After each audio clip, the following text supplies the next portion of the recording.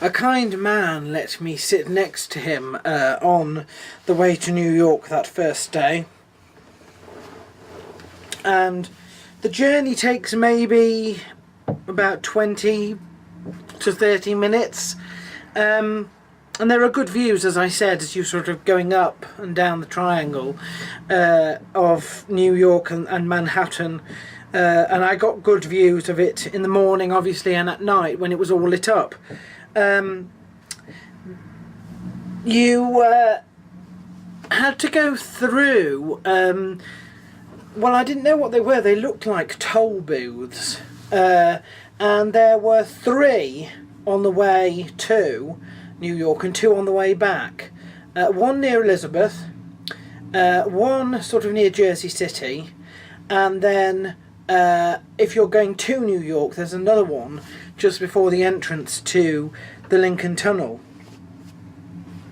And I didn't know, it was explained to me, Donna explained it to me, that it is a toll booth, but you don't need to stop if you're from this country or you're a bus, because you get a sort of barcode, and as you're going through the sort of toll booths, even if you're going at sort of 40 or 50 miles an hour, which you wouldn't be because you'd have to slow down to go through it, but they just automatically scan that barcode and take money from you. So it is a toll road. I'd never encountered one of those before in the US, I have to say, and I have been places by car in Illinois, and I don't remember any from central Illinois all the way down to Missouri. I don't remember any, and there are 3 on the 25-minute journey between here and New York. Apparently New Jersey has the highest amount of these sort of toll booths that span across roads in the whole of the US. I can quite believe that. The Lincoln Tunnel isn't that exciting, to be honest. It's an underground tunnel.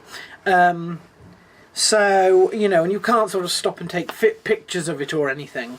But it is interesting to note that, you know, that's the way you go if you are going into New York from New Jersey. The Port Authority bus terminal is a huge building, and it's quite cleverly designed so that if you're a bus, as you approach it, you sort of go up and spiral and come off where you need to go, and incidentally there are downward spirals as well as you're coming out, and you sort of go down the spirals and up the spiral, and there's hundreds of these spirals all sort of interlinked with all the different gate numbers, of which there are about 400 gate numbers. Okay, the gates that I were using were 222 or 221 if you were doing funny hours for the 112 back towards New Jersey and my hotel. It's also well set out, so you've got a concourse that's on 2 levels with you know, sort of little news agents, and there are some eateries as well. The Americans don't go terribly big for the fast food joints that we have in the UK. You know, McDonald's is around, so is Burger King.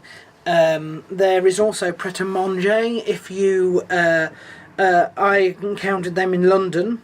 Well, that's the only place in the UK I think I've encountered them. They tend to like more.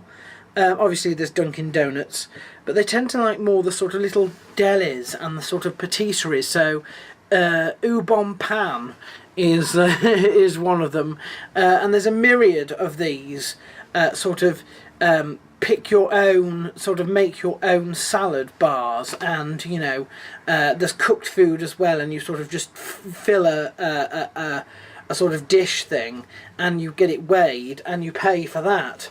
They're well into that. They also have quite a lot of pizza places. And then there are on the street vendors that sell drinks, and they sell bagels or pretzels. So yes, my first pretzel that I ate was actually at the top of the Freedom Tower. But most of the pretzels and bagels that you can buy are from these street vendors. You can obviously get other things as well, but those are basically what I had, and they're all over the place. They're a little bit like the places that you would buy your paninis from if you were in Rome. So they're all over the place. The other thing that the Americans haven't really cottoned onto yet is the fact that in the UK they charge for use of toilets, which incidentally are called restrooms over here, whereas they don't over here. In public places like, for example, the bus terminal, it's free. So my first port of call was obviously to go down and get my tickets. Now, you can't get weekly tickets, but you can get what they call a sort of 5-day ticket, which is basically 10 tickets, a sort of block of 10, so you would use them over the week, and that suited me fine. And it wasn't a terribly bad price, I didn't think. I think it was about £60, something like that, which wasn't too bad. Now the bus transport authority thing, they are, it's quite hard to understand this. Okay, so there's the FDNY, which is the fire department of New York, which also doubles with the ambulances. The ambulances have the have that logo on them as well, and they also carry the sort of the icon with that's like got the stick with the sort of snakes at the top, which is a health icon, which is also carried by the Department of Sanitation, which do all the bins and stuff. The NYPD, which is the New York Police Department, also double as the traffic wardens, if you like. So there are traffic police, but they are connected to that. And then there is the Metropolitan Transport Authority, and I don't quite understand what that is, to be totally honest with you. And then there is the Port Authority Police Department as well, and those look like soldiers. I mean, they're properly dressed in combat uniform and all sorts. I suppose they are our equivalent of the British Transport Police. So those are the sort of different things that you're likely to come into contact with.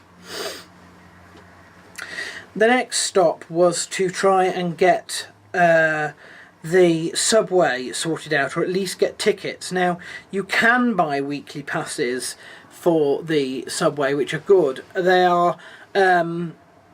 are swipe cards, basically, a bit like the sort of room cards that you'd use for something like that, and you just swipe them, and they work brilliantly.